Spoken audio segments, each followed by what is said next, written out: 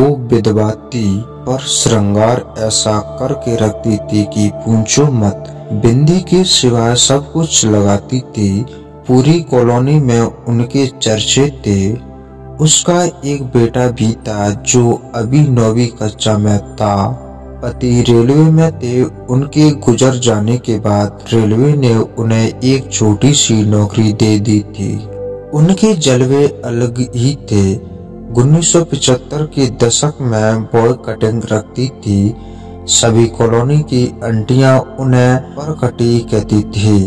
अंश भी उस समय नया नया जवान हुआ था। अभी 16 साल का ही था, लेकिन घर बसाने के सपने देखना शुरू कर दिए थे। अंश का आधा दिन आईने के सामने गुजरता था और बाकी आधा परकटी आंटी की गली के चक्कर काटने में। अंश का नया मस्तिष्क इस मामले में काम नहीं करता था कि समाज क्या कहेगा। यदि उसके दिल की बात किसी को मालूम हो गई तो उसे किसी की परवाह नहीं थी। परकटी आंटी को दिन में एक बार देखना उसका जुनून था। एक दिन बारिश बहुत तेज हो रही थी। अंश स्कूल से लौट रहा था साइकिल पर। सपनों में गुम उसे पता ही नहीं लगा कि अगले मोड़ पर कीचड़ की वजह से कितनी फिसलन थी। अगले ही चढ़ जैसे ही वह अगले मोड़ पर मुड़ा, साइकिल फिसल गई और अंश नीचे गिर पड़ा। उसी वक्त सामने से आ रहे एक स्कूटर ने भी टक्कर मार दी। अंश का सिर मानो खुल गया। वो खून का फुब्बारा फूटने लगे।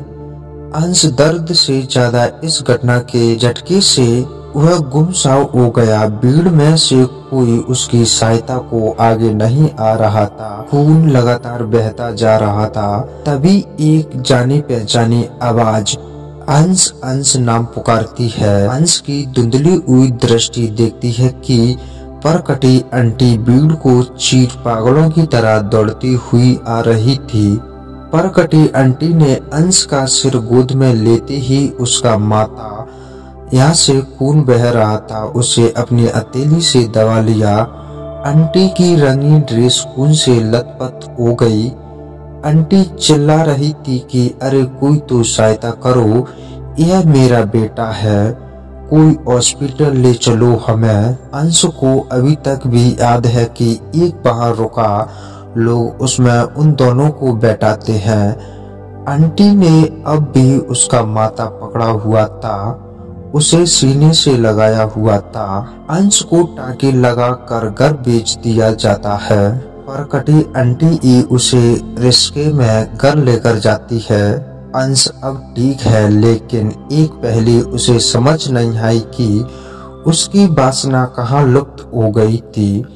जब परकटी आंटी ने उसे सीने से लगाया तो उसे ऐसा क्यों लगा कि उसकी माँ ने उसे गोद में ले लिया हो। रस की भावना कहाँ से आई, उसका दृष्टिकोण ऐसे एक क्षण में बदल गया।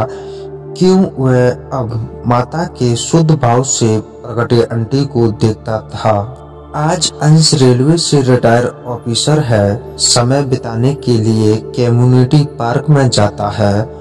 वहाँ बैठा वो आज सुंदर औरतों को पार्क में एक्सरसाइज करते देखकर मुस्कुराता है, क्योंकि उसने एक बड़ी पहेली बचपन में हल कर ली थी। वो आय जानता है, मानता है कि महिलाओं का मूल भाव माता का है। वो चाहे कितनी भी अप्सरा सी क्यों दिखे, दिल से हर महिला एक माँ है। वह माँ सिर्फ अपने बच्चों के लिए नहीं, वो हर एक लाचार में अपनी औलाद को देखती है। दुनिया के हर छोटे मोटे दुख को एक महिला 10 गुना महसूस करती है, क्योंकि वह स्वतः ही कल्पना कर बैठती है कि अगर यह मेरे बेटे या बेटी के साथ हो जाता तो इस कल्पना मात्र से ही उसकी रूह कांप जाती है। वो रो पड़ती है और दुनिया को लगता है कि महिला कमजोर है। अंश मुस्कुराता है, मन ही मन में कहता है कि